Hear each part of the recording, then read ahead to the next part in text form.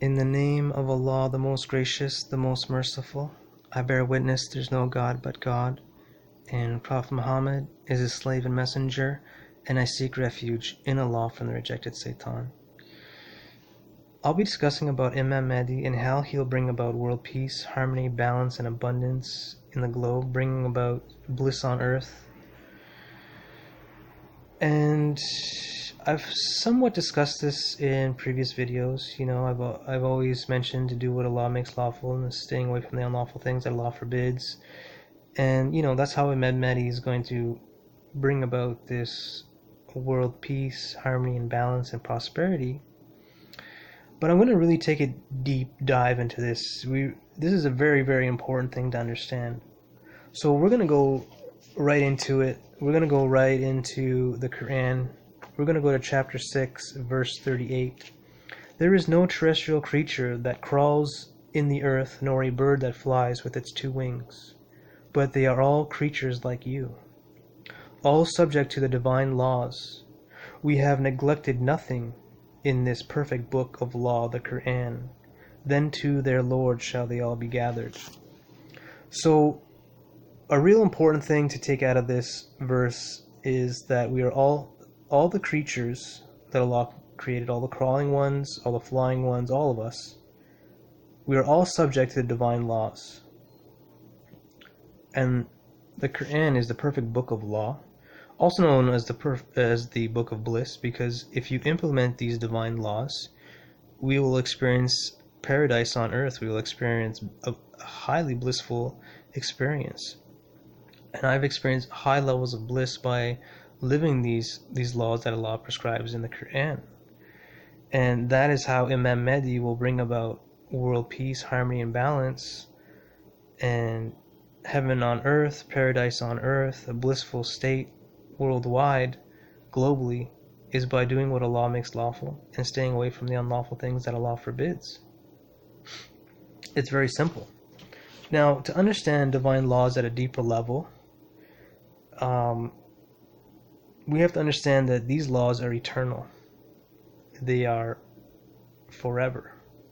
These laws are universal. They occur everywhere in the universe. And a great example is the law of gravity. We can see gravity here on Earth. We can drop a pen. No matter where we stand on the Earth, we drop a pen, the force of gravity will operate, will happen. We look into our solar system. We can see planets revolving around the sun. We can see the moons revolving around the planets. And if we look farther into into our galaxy and further out into space, into other galaxies, we can see the same thing occurring, that gravity occurs not only in this galaxy but other galaxies and the other billions of galaxies. We can see this divine law in operation. Another important thing to understand about divine laws, that is, it's impersonal. It doesn't care about you. It doesn't care about your feelings. It's already put into motion. Allah has already put these laws into motion, and they're impersonal. They don't care what your skin color is, what race you are, what you had for breakfast, or whatever, all that stuff. It's impersonal. And for example, say you jumped out of a plane without your parachute. Is the force of gravity say, "Oh, sorry, you forgot your parachute. Well, let me be easy on this time. The force of gravity, we really like you. The force of gravity is really, we're gonna make you float all the way down." That's not gonna happen. It doesn't matter what color you are, what race you are, what gender you are. It doesn't matter if you're a Jew or a Goy. It doesn't matter. We are all subject to these divine laws. We cannot change them, and they are eternal and universal. A very important thing to understand. Now, not all the Jews, but a lot of the Jewish people think they are the chosen people, which they are not. We are all subject to divine laws. As Allah says in the Quran, if If you are the chosen people, then why does Allah punish you? Meaning that we are all subject to these divine laws. You're just because you think you're a chosen person doesn't matter. Doesn't matter what you think. We are all subject to these divine laws. It doesn't matter if you think you're a Semitic person or a goy or whatever. It doesn't matter. Most of the Jewish people are not Semitic people anyway. They're European Jews. You know, by their own definition, most of these Jewish people are goys themselves. And it doesn't matter if you're a Jew or a goy by their definition. We're all subject to these divine laws, and that's not what really matters. What matters is that what is in our deeds and our actions, in our intentions. That's what really matters. Is how well can we apply these divine laws in our life to perfect our character, to perfect our behavior and our morality. That's what these divine laws are created for us to do, like the law of cause and effect.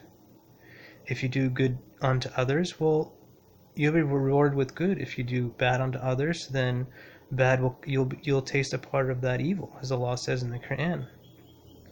So that is the law of cause and effect. We can see the law of cause and effect by, if you drink a lot of water, well, eventually you're going to have to relieve yourself. If you stand in the sun too long, well, you're going to get a sunburn. I mean, these are all part of the law of cause and effect.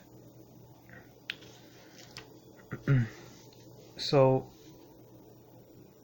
that's a basic understanding of divine laws. To understand these divine laws at a deeper level, we really need to increase our knowledge with the Quran. We need to be studying the Quran a lot more. And I'm going to be trying to put out more videos about this in depth, about all the divine laws that I come across in the Quran. So we're going to take a look at man-made so-called laws, which are not technically laws, because any man-made law is not eternal or universal. It's impossible.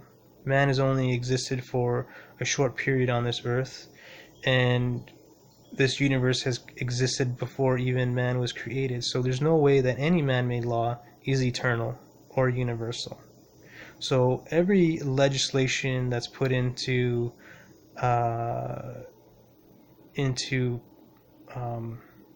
force is a dogmatic belief, unless it aligns with universal law, like making murder unlawful and adultery and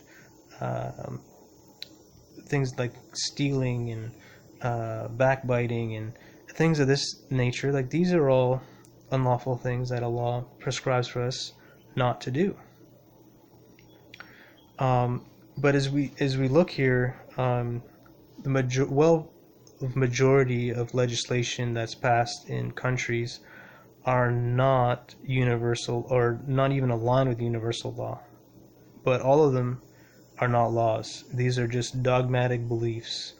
For example, in Denmark, they recently passed a law that women can't wear a face covering. They can't cover their face if they so choose. That's a violation of their free will. We all have free will. Allah says in the Quran, if He didn't give us free will, then He would have made us all believers. So we all have free will choice.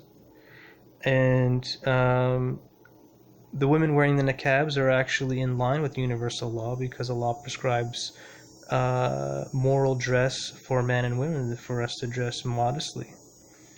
So the women wearing niqab are in alignment with universal law, and the legislatures are actually not in alignment with universal law. And if you make what Allah makes lawful unlawful, well, that's shirk. That's associating partners with Allah. That is the most sinful thing that you can do, and is automatically punished by hellfire unless you sincerely repent and change your ways.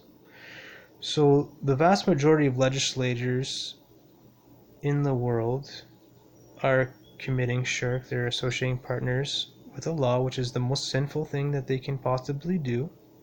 For example, that Allah says in the Quran that we have the right to travel, we have the right to seek our sustenance, our material and spiritual sustenance, and unless, as Allah says in the Quran, unless we are not allowed to violate other people's private property unless we have been invited to enter that private property. So we have a right to travel to seek our material and spiritual sustenance. But legislatures have put in passports, they have put in driver's license, stickers, license plates, insurance that if you don't have these particular items, it's unlawful for you to travel and seek your spiritual and material sustenance. They have made what Allah has made lawful, they have made unlawful. That is a form of shirk, that is a form of associating partners with Allah, and is the most evil thing, most sinful thing you can do in the sight of Allah, and is punishable by hellfire. So there's a great evil in the world with all this legislation, with all this government legislation. They're not aligning with universal law. I mean, some of their legislation is like, a lot of legislation, not allowed to steal and murder and stuff like that, but they're complete hypocrites because their politicians, for the most part, are robbing the general populace through interest, which is unlawful by Allah, by divine law. Inflation, by printing as much money as they so choose, which is usury, which is also unlawful by Allah. So there's so much shirk going on in the world, and people are really bought into this system that the authority of government has been their god, and it's a real problem in the world, and this really needs to be corrected. And this is one of the major things that will bring about world peace and harmony and balance, is this divine law that Allah prescribes in the perfect book of law, which is the Quran, and we are all subject to the divine laws of Allah. So I hope you enjoyed this video. I hope you give you a new understanding of the Quran and the importance of the Quran and the importance of implementing the divine laws in the Quran and living these divine laws to increase your bliss and harmony and balance and joy and closeness with Allah. May Allah help us bring about divine law globally, that help us live divine law. Increase our knowledge, because if we don't have this knowledge, then we will be destroyed. So it is very, very important that we understand this and constantly keep updated with this knowledge. And I plan to make more videos, inshallah, about these divine laws in the Quran.